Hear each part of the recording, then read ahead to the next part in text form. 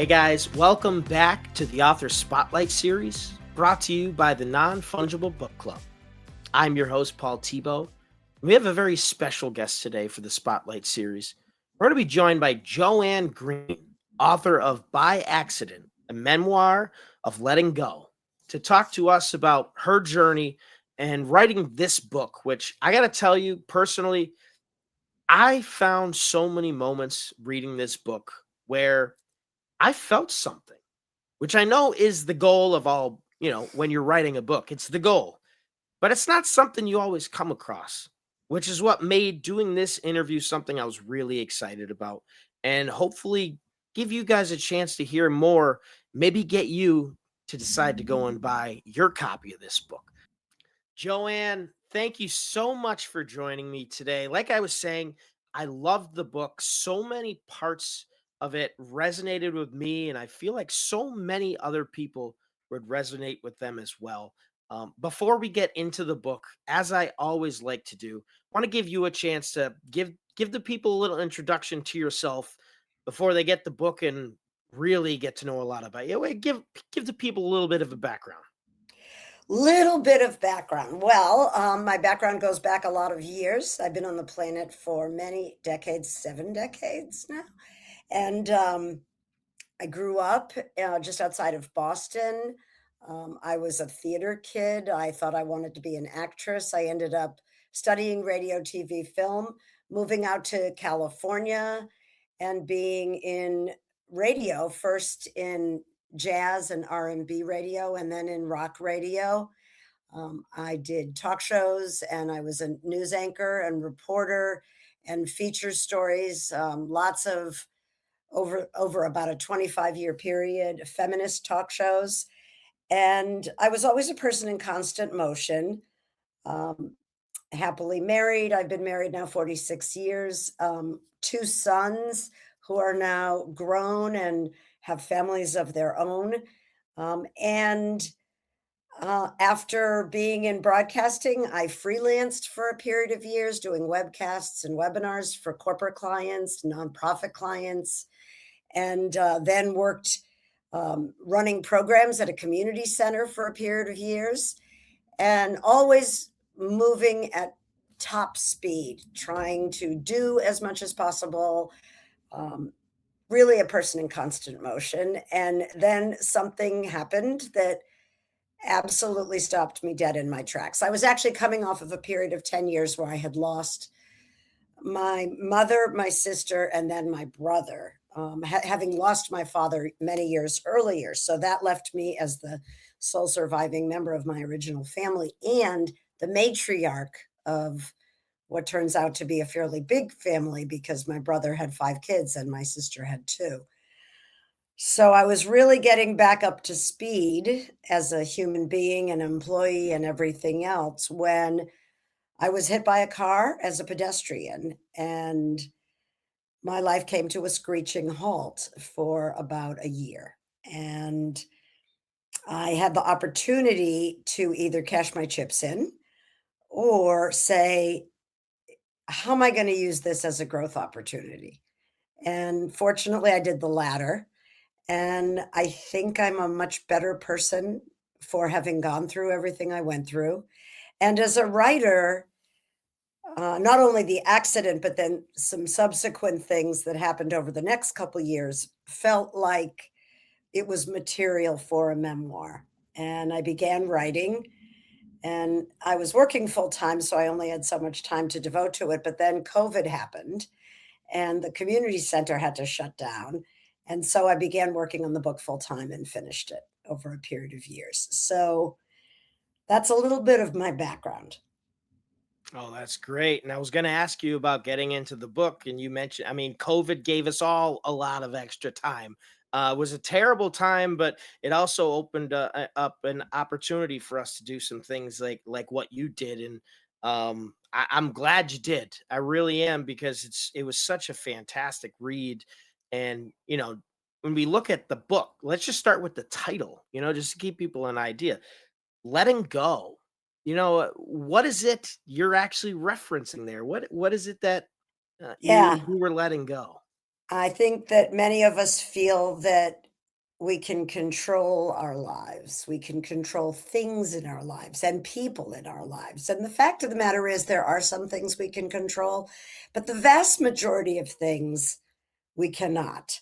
And so I think we labor under what I call an illusion that we can control things, right? We seduce ourselves into thinking that we can control things and that that will make us safer. So it pardon me, it can look like a variety of things. I'm always more comfortable if I'm behind the wheel, for instance. I like things the way I like them. But when this accident happened and I couldn't control anything, including feeding myself or getting myself to the bathroom or anything, I had to learn what it meant to rely on others, to ask for help, which is very hard for some of us to do. It was very hard for me to do. I was and am fiercely independent, and I pride myself in that. So, letting go of having to be on top of things all the time, letting go of the sense that I have to be productive every minute of every day, learning how to sit in stillness, learning how to relax, those kinds of things. It's funny you say that because I notice the same thing for me, and I think we all face that. It's like you go into these modes of you do too much, and I've come to realize like if you don't take a seat, a break every once in a while, life is going to make you take one. Like it's Well, kind of yes, interesting. that too. Absolutely. I felt very much the moment that the car hit me and I was literally flying through the air, time kind of elongated as time can do. And I remember distinctly, I didn't lose consciousness. And I remember distinctly saying, really? Now this? I haven't been through enough because I'd been through all these losses and it had been very, very painful. And grief is tough if you haven't been through it. There are no shortcuts. You just have to slog your way through it. And when this happened, it was like, well, I guess for some reason, this is happening to me. And it's happening to me because I didn't learn the lessons I was supposed to learn.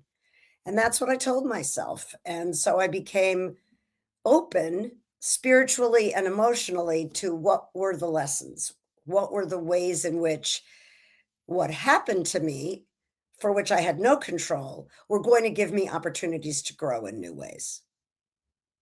Oh, seeing everything in life as an opportunity to learn is such a powerful mindset. Like I say personally, I think the only true freedom we have in life is the freedom to decide what a moment means or what something means. Like it can mean a situation can mean something different to you today than it did yesterday, and it can mean something totally different down the road, and it might mean something totally different to the 100 people around you.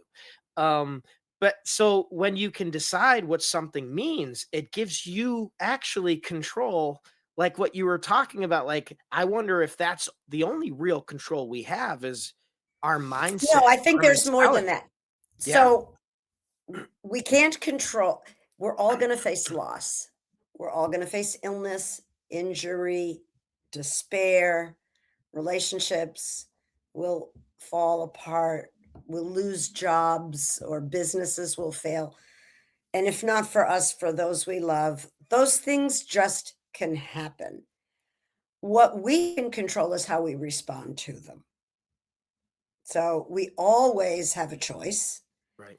to cash our chips in or to put on our big girl pants or our big boy pants and take the big step forward, whatever that means. So I remember I was obviously feeling sorry for myself in the aftermath of the accident. I was in a lot of physical pain, and also I was having flashbacks of the accident, which were traumatizing. And a friend of mine said something really interesting. She said, you can visit the pity pot, but don't be packing your bags and moving in. So you can feel the pain and even ask that question, why me? Although it's a very fruitless question to ask, and it takes you down a road that doesn't get you anywhere. Um, because why me? Why not me? Why was I lucky enough to have two healthy babies? Why am I lucky enough to have a loving husband who was able to take care of me? So you could ask why the good things, why the bad things. It doesn't matter. Some of it's random, I think. But what you do with it is what you have control over and what we say to ourselves. We talk to ourselves all the time. I'm sure you do, Paul. We say things that don't serve us. Things like, oh, why do you keep making that same mistake? Or we say, who do you think you are? You're not good enough.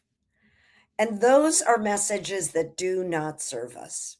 So, what I learned was to give myself messages that did serve me. When the accident happened, again, during that very slow 10 seconds when I realized I was hit by a car, after saying what to the universe and really is this what I'm going to have to deal with now? The very next thing that came up for me was, okay, let's do this. And I didn't know what okay, let's do this meant. But that's what my inner self did. And I attribute that in some part to the fact that I am a descendant of survivors.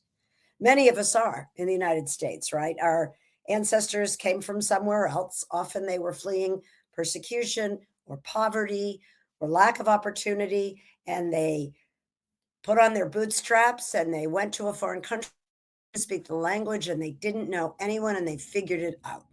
And those were my grandparents. My grandparents were all four of them were born in Europe and escaped the pogroms and certainly lack of economic opportunity and came to this country and figured it out and built a life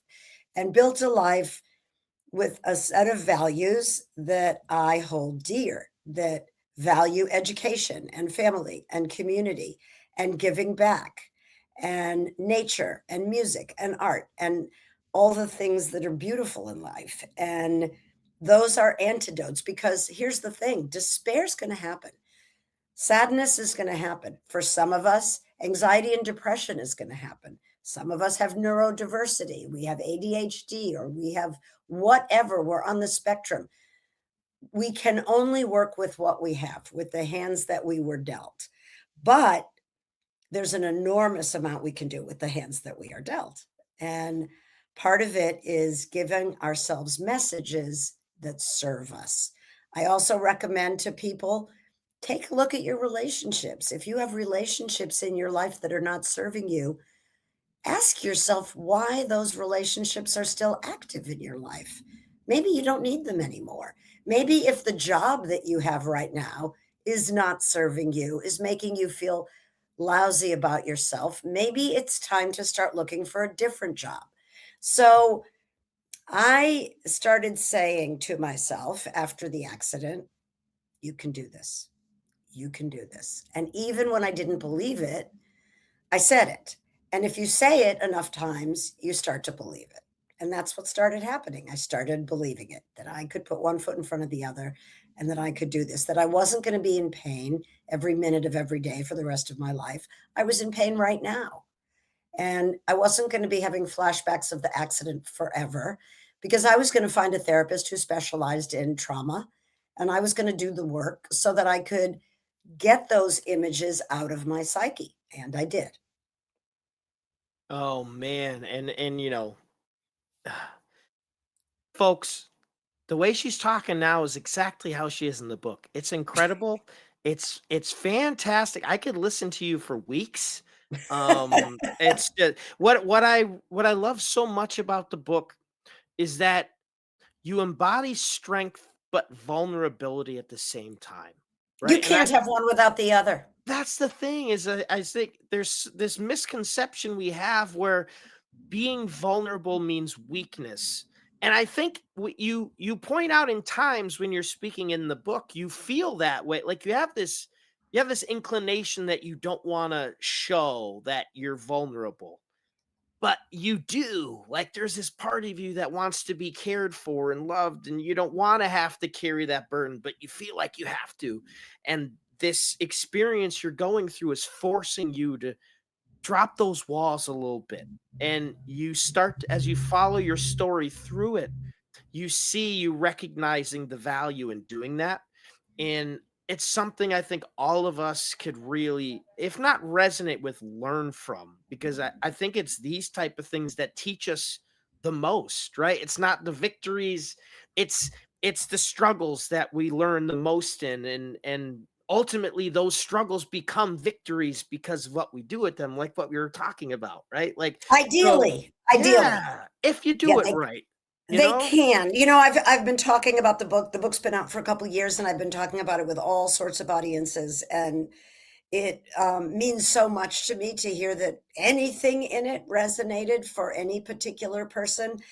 That is the goal, certainly when writing a memoir. And, I was a writer, but not this kind of writer. I was a journalist. It's the opposite. Keep Right, your opinion out of it. I had to learn to write scene and dialogue and make you feel like you're there, that you can smell what it smells like and right, hear what it sounds like in the room. And the goal is for every reader to be able to find himself or herself or themselves in some moment of the book. And I write a lot about my mom and as she aged, taking care of her. And I've had people tell me that that piece resonated for them so much that they hadn't really thought of it that way the years that they cared for an aging parent or an ailing parent. Or it could be the part about doing things too soon, not giving yourself enough time to fully recuperate. I was always this is just who I am. I want to get back to work. I want to get back on the bike or back on whatever it is. And sometimes, life says, no, not right now. You're not ready. And that lesson can come in a variety of ways, sometimes very painful ways. right. So, And you learned a lot of lessons, I'll say that, whether you're man, woman, whatever your faith, religion, race, there's so much that we all can resonate with just as being human beings, right? we're really all the same. We're all It's so different. It's a different language or it's a different tradition. I'm Jewish and I write a lot about my Jewish community and Jewish values, but there are parallels for certain in Christianity and in Islam and in Buddhism and Hinduism for sure. And a lot of it was culture. So I can talk to people of Mexican heritage or Italian heritage who have very similar family dynamics to what I had. I really feel like we are all um, quite similar in many ways, and there are things we need, and we have to figure out how to get them, right? And how to, again, make choices, choose people, choose professions, choose job opportunities, living places, everything that bring out the best in us. Absolutely. No, and it was great hearing you touched a little bit on your spiritual journey. Obviously, you said you're Jewish, but you went through a stretch where you're trying out different faiths, and I agree. The wafers in the Christian faith not very delicious, not very enjoyable. But hey, I mean, to each their own, right? To each their own. No, there's so much in this story that resonates with me, but whether it was maybe I saw myself as Fred, your husband, right? Like dealing with someone else and what that's like, what he had to go through and being by your side, but also I'm sure the joy he had in being that person for you, which is the part I think of letting go of control and actually letting others take care of us that we don't really think about. Like, you're actually giving that person an opportunity to give you their love, which is, 100%. you know Everybody wants to feel needed.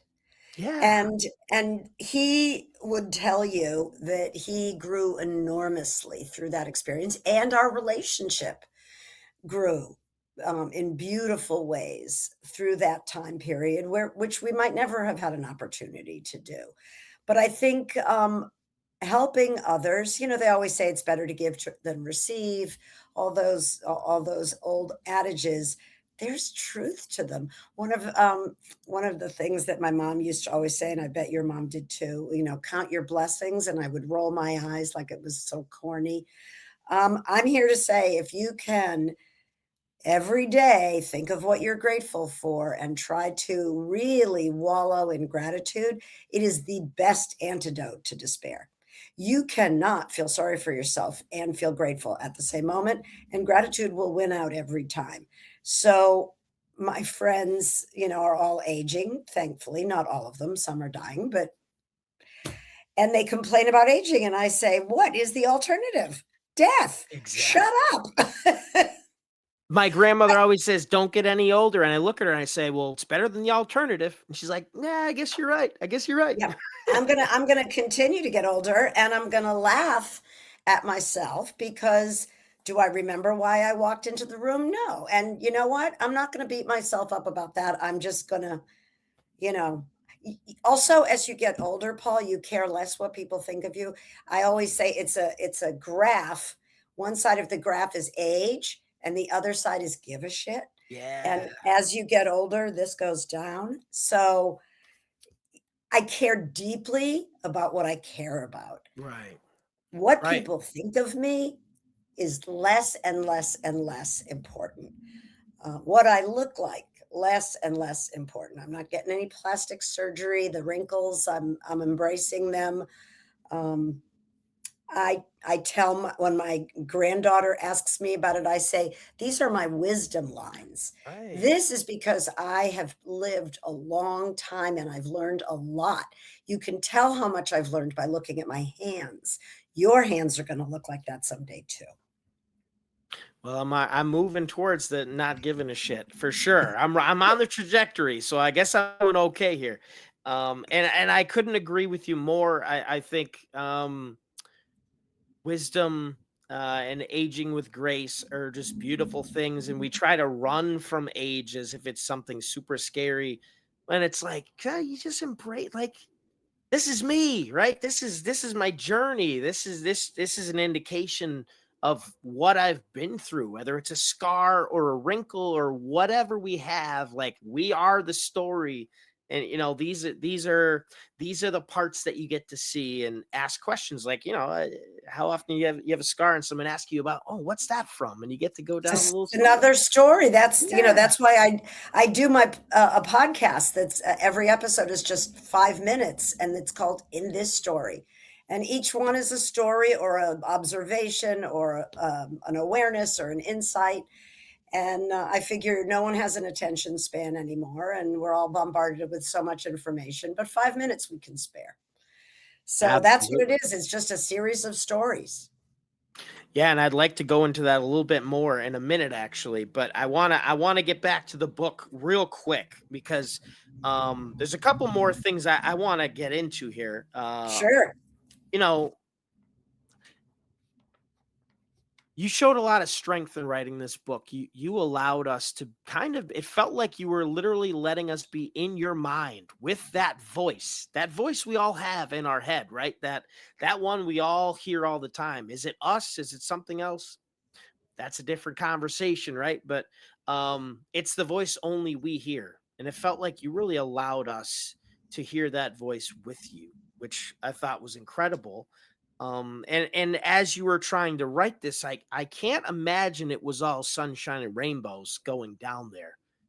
When you think about the Oh writing no. process, what were some of the parts that maybe you struggled? Was there any that you struggled with writing or going back down that path? Sure. Besides Yeah. probably the accident, I'm sure. Well, first of all, I had wonderful teachers. I took different classes and I was in writing groups, and I had a developmental editor, Heather Martin, who helped me enormously. And the way that a good writing coach or writing teacher helps a memoirist specifically is to say, go deeper, take me inside of that. How did that make you feel? What were the conflicting emotions? And you have to feel them before you can write them. So, I mean, I had to go back and feel the trauma. I remember after the accident, it seemed like every television show had a car accident, and every time I would see a car accident on TV, I would completely lose it and be in the fetal position, hyperventilating, sobbing, I mean, a full-blown trauma response, and to write about that, I had to feel it again, so that was in some ways, I think the emotional parts of it were even worse than the physical parts. Um, Physical pain is horrific, but, the combination of the physical pain with the emotional pain and the fear and it's just so much all at once, and the inability to do anything for yourself. So, I remember at one point being, we rented a hospital bed and I needed to, I don't know if I was hungry or needed to go to the restroom or what it was, but I was trying to call my husband and he couldn't hear me. And the panic that set in of like, what if he doesn't hear me? That sort of thing. So, in answer to your question, having to relive those moments, having to relive, because a lot of the book is flashbacks about my sister and my mom and their illnesses, and having to relive that moment where my sister told me the cancer was back, um, and then force myself to really, really feel it so that I could really, really write it. And then once the book was written, I recorded the audiobook. And it's not just a matter of reading a page. Right. I try to deliver it as though I'm telling you this story. And so when I'm telling you about a moment where I felt overwhelming trauma, my voice has to sound like that. Well, how's my voice going to sound like that unless I bring myself to that place? So it took a long time to record the audiobook because I would be exhausted. After recording for about 45 minutes, I would have to literally go lie down and take a nap because the amount of energy that would go into delivering these paragraphs um, was great. Yeah, there were times listening where I felt like you were yelling at me. It was you were really doing a fantastic job Oh, of bringing thanks. us back to that moment. Where whatever it was, Fred had the TV on or something. There was a show, and you're sitting there, and the trauma is hitting you. You really brought us through that emotional roller coaster you're going through, and I think the fact that you read it yourself and you spoke the words yourself definitely hit home. Like, because when we write in our head, we have an image in our head and the message we want it to come out, and not everyone's going to really understand the feeling of that, like what it's supposed to sound like. When you write it, and you did a fantastic job of Oh, thank you, projecting that. Paul. I think the audio book. I mean, I love the book, but I love the audio book the most because it's like I'm in your ear. It's 5.5 hours and it's a journey and we take that journey together. So, Yeah. And that leads me to my next one, and that is my quote. I like to do in these I like to pick a quote from a book that I think really resonates with me, that really I don't know if it's necessarily the whole message, but I think it's really this quote for me, I think really underlies a big aspect of the struggle that you were going through. And I can't wait to hear it. it was the earliest quote I think I ever could. It was within 5 minutes of the book I heard this quote, and it was after your accident. And Fred, you got Fred. Fred was with you, and I believe you were in the ambulance. And it's going to be the shortest quote probably I ever use. You're in the ambulance, and you look to Fred, and you said, No, he's not in the ambulance. I see him. Oh, right when the ambulance pulls up at the emergency room. Got it. and you just said, "I'm sorry." And I thought that was such a powerful moment because you're in this situation where you've just been struck by a vehicle. You're in incredible pain. You're still not even feeling all the pain because the adrenaline's hitting you. You have no And the idea what's morphine. going on, They and the gave me morphine, morphine. and your And the first shock. instinct, yeah, and your first instinct is to apologize to him Do you as know if, why? well, I think I know why, but maybe you can correct me. I believe that Oh we my God, often. Paul, I just have to tell you, there is a deer standing Oh, on the other side of the window where I'm sitting. I can't in my driveway. Okay, I'm sorry, I just had to that's say that. awesome. I just saw the ear go by. Beautiful. Crazy. What Okay. does it mean? What does it mean? I have no idea. I This is don't the ADHD between us going. I know, Uh, but you can edit that part out. Okay. no, we're keeping it. We're keeping We're it. People keeping need that to in see there? the Okay. real. Oh yeah. Oh, yeah. Um what I was gonna say is I think it's so fascinating how those of us that um we want to feel in control, we want to feel like we can do everything. I think part of that is um the desire to not feel like we're a burden. Yes, but here's the thing. My husband's parents were killed in a car accident when Yeah, he was 7 years old. right. Orphaned at 7. He didn't know that word until much later, but his grandparents raised him, and it was his life. He didn't realize the full magnitude of the loss at 7 because one doesn't. He was still surrounded by love of his siblings and other family members. But I knew all through the years, and especially at the beginning when we were first dating and getting serious, that he had already undergone the worst abandonment possible. And that if we were going to proceed, it was going to be permanent and forever kind of a thing. And for him to get a phone call that I was hit by a car and was being rushed to the hospital was his greatest nightmare. So that's why I apologized. I knew that could crush him. Mm, And I had no idea, lying there on that gurney at that moment when I said, I'm sorry, that I still could die. I thought I had survived the accident and I thought I was okay. I had no idea the nature of my injuries, and I had no idea that I would spend the next 5 days in the hospital being prepped for surgery because I was having so much internal bleeding that they couldn't control, that I was at risk of dying. I had no idea, and neither did he, actually, until after the fact. mm. I just thought it was what it made me feel was that level of compassion and empathy is such a beautiful but somewhat tragic thing, like at the same time. And this moment of you are in one of you're probably the worst moment of your life and your first thought is of the person by your side. It's so Well, beautiful and touching, but also I couldn't help the psychologist in me looking at this like there's something there, right? Where I think about how we don't want to be like we want to handle everything. We don't want to feel like we're a burden on anybody around us because, like you said, you recognized what that would mean to him. And even though it wasn't your fault, you had this inclination to apologize to him.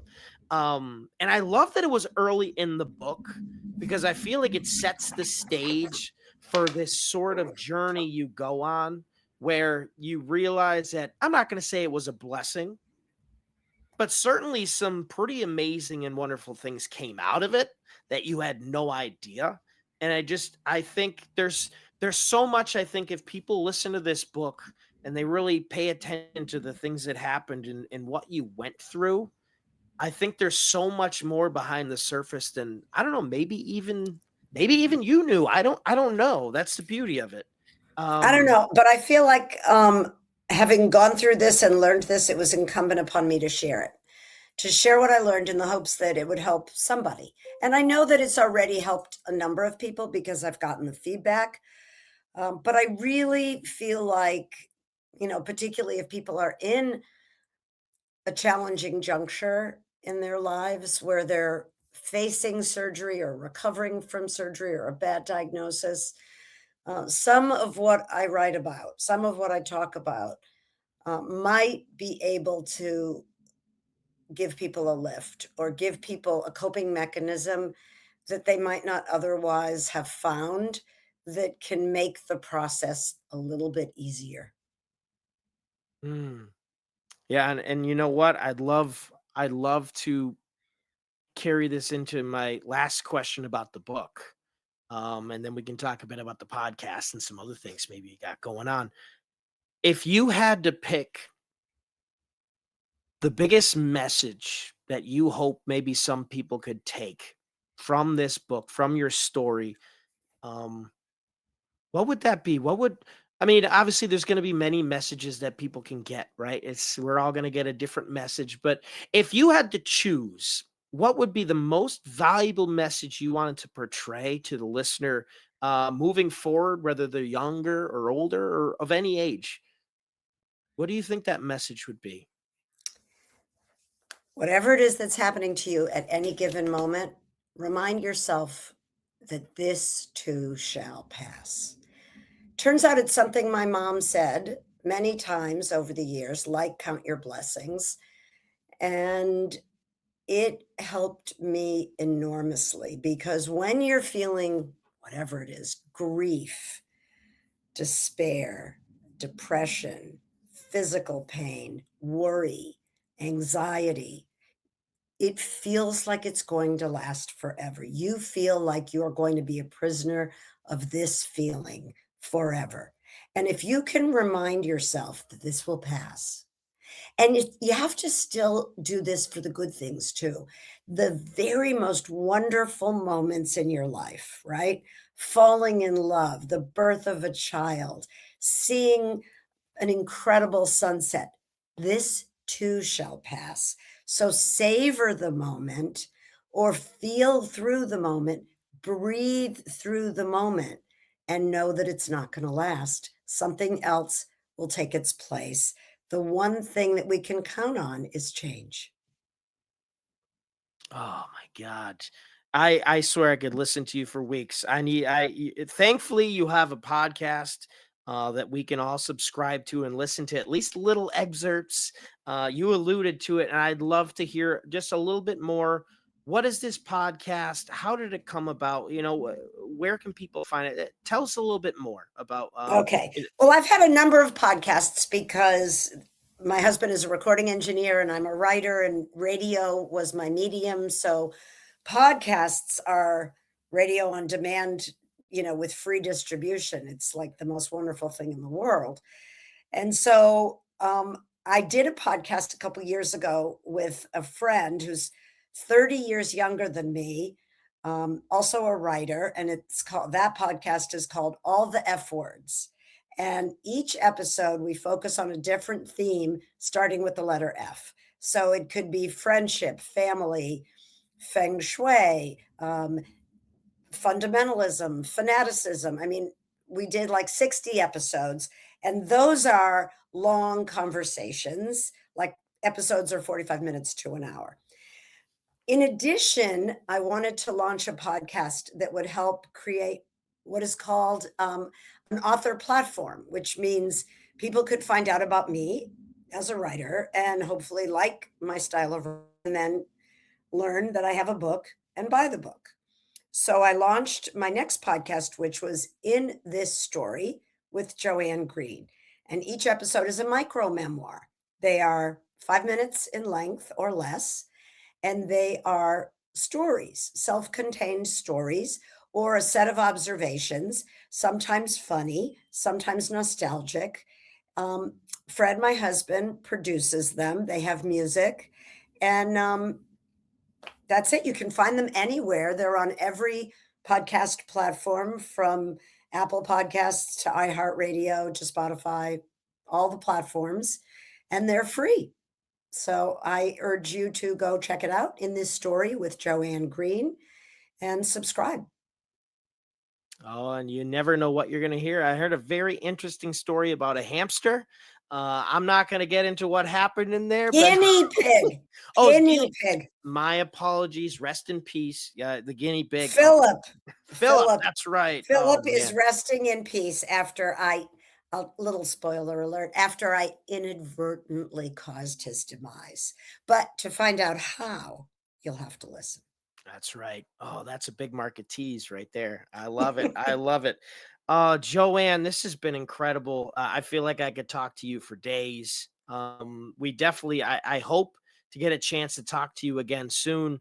But as we get ready to wrap this thing up, want to give you a chance to, give some final thoughts as we close this out and get ready to continue our week.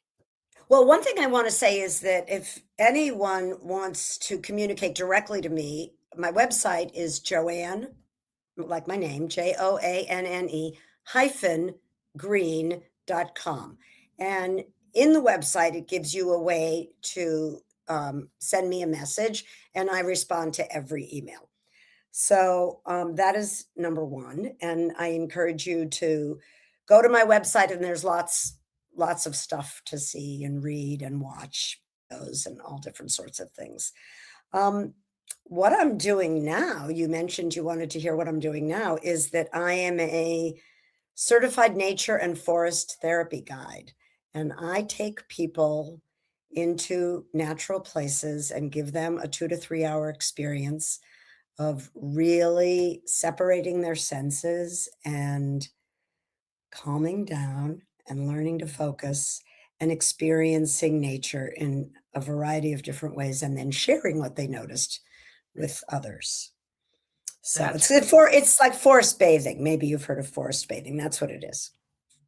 In today's world, we probably have never needed this more uh, than ever in this crazy world where so much is happening. Everything is going 100 miles an hour. We do need to, slow down a bit, take some time for ourselves.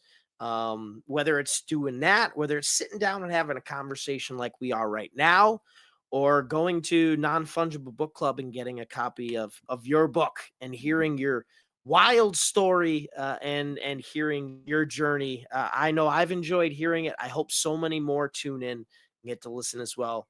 Joanne Greene, I really appreciate you for joining me here. It's been a lot of fun, and I look forward to talking to you again very soon.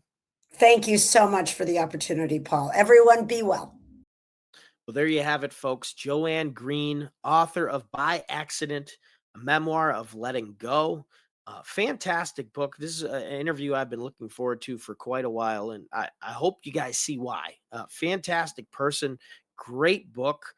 Maybe even get a chance to meet her down the road, which would be very cool. But I appreciate her for taking the time to join us here and talk about her book, available now on Non-Fungible Book Club and other platforms as well, like I said. Thank you guys for joining. Look forward to having you back for the next episode. I can tell you we have a bunch of authors lined up right now, so shouldn't be too long for the next episode, and we're going to keep them going all through the summer into the fall. So until next time, I'm Paul Tebow. Thanks for joining the Author Spotlight series brought to you by the Non-Fungible Book Club. Until next time, take care. Head on over to www.nfbclub.com and get a copy of today's author's audiobook, as well as many other titles at Non-Fungible Book Club.